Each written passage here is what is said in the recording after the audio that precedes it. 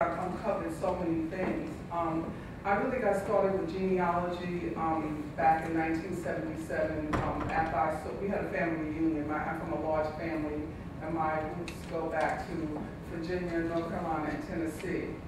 And we would have family gatherings. My mother's from a family of 8, my father's from a family of 6, and I'm from a family of 8. So it was a lot of kids and a lot of, getting together. My parents came to New York City in 1947. After World War II, my father came here to go to school as an artist. He studied as an artist. He was a fine artist, but to make a living, he was a commercial artist in New York.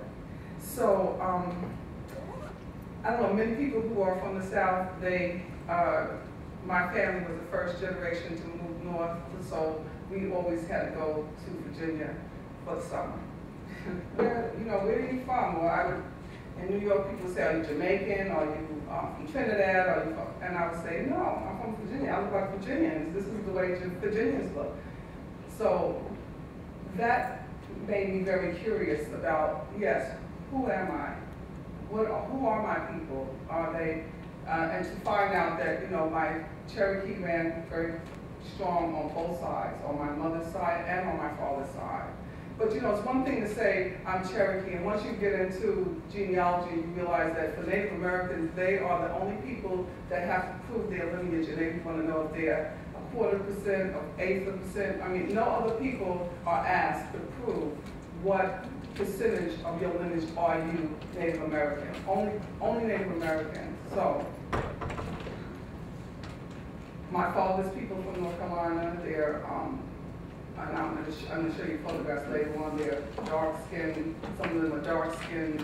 They said they were dark-skinned Cherokees with wavy hair, which is very indicative of the men that are in my family. And when you ever see people, they would say, you had good hair. That's what that good hair meant. It was really, and then people tell you, oh, my grandmother was a Cherokee, or my grandma was Indian. Even though Henry Louis Gates doesn't believe that most African Americans don't have any Native American in lineage, I do disagree with him on that, because only you know what you are. And so I was very inspired by Alex Haley's movie, as I'm sure all of you were, Roots. And after seeing that movie and being just inspired by the type of work that he did to really research and go back to Africa, that was really something that I said I wanted to do that. And I was blessed to have an opportunity to meet Alex Haley. And when I told him some of my family lineage, then he just said, keep on searching, just keep on searching, because you'll uncover it. If you're looking, your ancestors will speak to you. They will come to you. You'll be surprised. And you maybe not understand what I'm saying right now, but once you get started in doing genealogy, you'll know what I'm saying, because you'll uncover things and you'll say, this is impossible how I came across this, but that's the spirit, I believe. I've been looking for this burial ground for about 15, 20 years. I could never find it because I went to Richmond. Richmond doesn't show on my hand. But I had the death certificate, and it says that that's where she was buried, so it must have been at one point. And so it took me 15 years to find this. I went to a historical society there in that county that had cemeteries. Somebody does in this work. There are many people who are doing, and it's a volunteer. A lot of people just doing genealogy research. They research all the cemeteries in that town and put the names that they were able to read and put them in a book. This man just told me where this cemetery was located, and they've changed the name of that town to Clinchburg, so you would never find it. But the history was that they were Cherokee land and that they were buried beneath a tree, a big tree. And when I got to this location, finally, someone led me in there. I would have never come off the road to get in there, but they had little signs that said, keep off, keep off, keep off. And it was very intimidating. I would have never went up in there, but the man told me to follow him. And when I did, when we turned up into this meadow, it was like unbelievable, beautiful. And he said, the African Americans are buried on this side. This was originally belonged to them, but all the Confederate soldiers, if you see those big headstones, you know that those weren't people of color. See the big headstone, square and rectangular like that. And I said, no, these people were Cherokee. So he looked at me and he said, you look like them. He said, yeah. He said, they're all buried over here. Because my history was oral history that we were buried beneath a tree, and that's where he led me under this tree. And when I walked over there under this tree, I got very emotional. Very emotional for me. And he said, yes, you look like them. You look like the people. The people there know who you are. You just don't know. You don't know, but they know. And he said, this is Indian land because a stream was running right on the side of this. A stream. He said, and they always set up near a stream. And when I went over and started looking at the headstones, I saw my people's names, and I started praying for them. And he went over and told my mother, said, oh, she's over there crying. But the stones on my people's graves were all tall and thin, not anything like what the other tombstones were. I don't know if I have a picture of that. But Bellevue, it says there that this was a United Methodist Church cemetery. It was established in 1803. It was one of the first in that area. And it said African Americans were there first. It said something like that. Let me see if I can read it from here. But this picture is on a 10. There was a certain type of photography that was done in the 1800s that they put pictures on a 10. So it's very dark, but this is Adeline. This is the woman who was the white woman's sister, her half-sister, and she was the one who went into Virginia with her half-sister when she got married. This document, I was able to find this document by communicating with people from North Carolina, because I find people in North Carolina. When my parents retired and moved back to Virginia, I would go down and visit them, and I would drive them to their hometowns. They live in Roanoke. I would drive my mother to Washington County. Then I take my father, we drive to where his people came from, Halifax, and and that was my thing that I did with them. So when we went to Marion, because that's where his father was buried, and that's where his grandmother was from. One I just said, that was his grandmother, that was a product of that situation, not marriage, but situation. That woman was his grandmother, my father's grandmother. So we went there to look for some records in Marion. Well, when I got there, those people were not having it. There's no records here.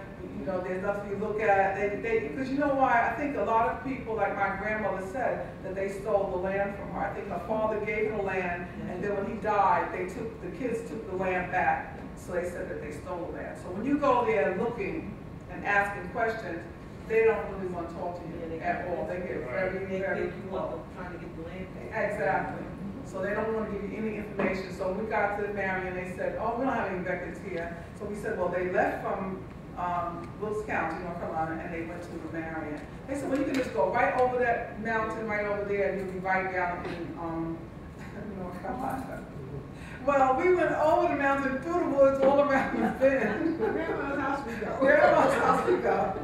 To get to Wilkes County, North Carolina. It took me about 2 hours to get there, but the way they said it was like, just go right over that mountain, it's right down there, and that was my experience. So when we got down there, this was very interesting what happened. Because like I said, when you do this work, you find it's just so interesting. It's just meant to happen.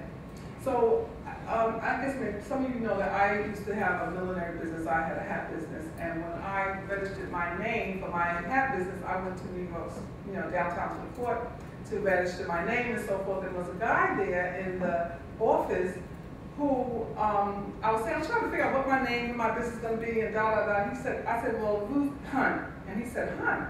Oh, I know Hunts. He said, my family's a Hunt. I said, really? He said, yeah. I said, well, they're from Wilkes County, North Carolina. I said, that's where my family's from. And he said, well, we have a family reunion every year. You should come and go to this reunion. I said, oh, yeah, well, give me the information. He said, my Aunt Dorothy, blah, blah, blah. He gave me information.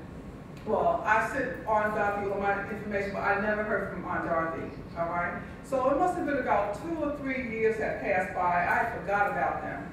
So here I go down to North Carolina, and we went to their county clerks. We couldn't get any information there either.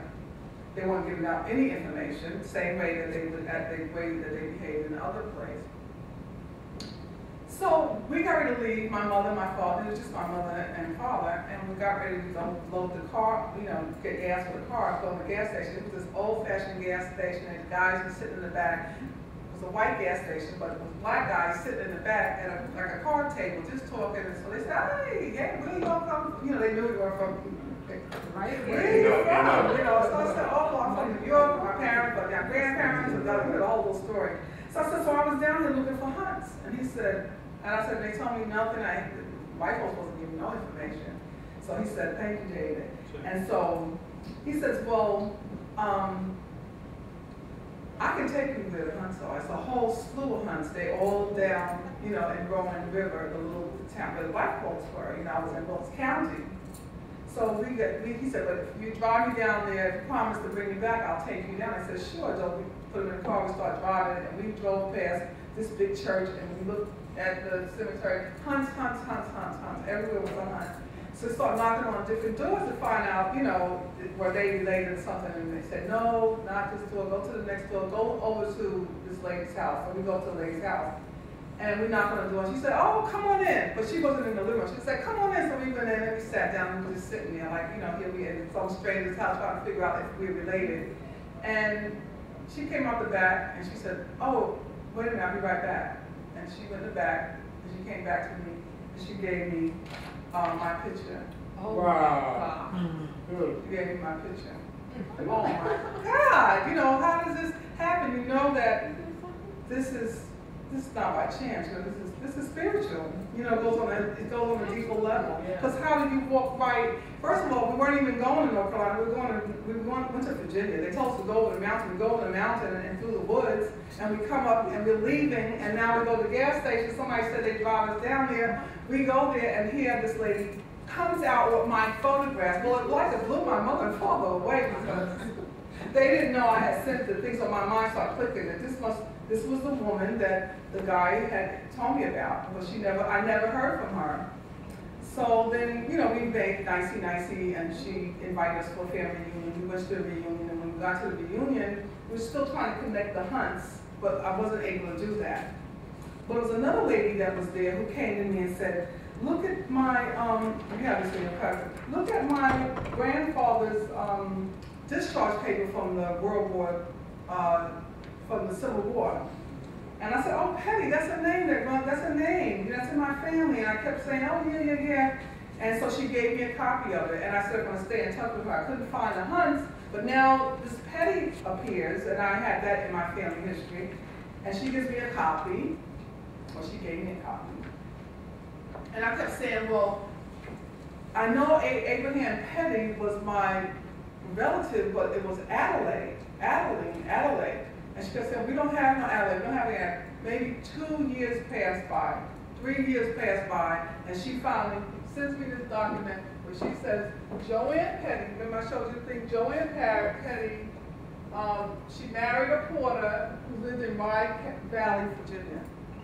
She sends this paper to me. And I said, oh my goodness, here, another thing. How does this happen? And it said in this paper, it obviously was written by someone from Wilkes County who knew the history of who owned who. So she was saying that they owned this person. Adelaide was, and her brother, you'll read it later on, you'll see the story of it, but this lady sent that to me. And this Brodus, the granddaughter of Abraham Petty, when the woman in North Carolina told me that Grace was a genealogist in their family and she lived in California, her brother was in Vegas, she had just died and he was 82. So I got a ticket and went out to Vegas so I could meet him because he's 82. I really needed to get some information from him, and so I went. He gave me the article about them and he gave me their photographs. And he since passed, But this story is a story that they used when they made the story, the Glory. The scene that he comes in, he runs off with them. This is in the movie Glory. So that is what that's from.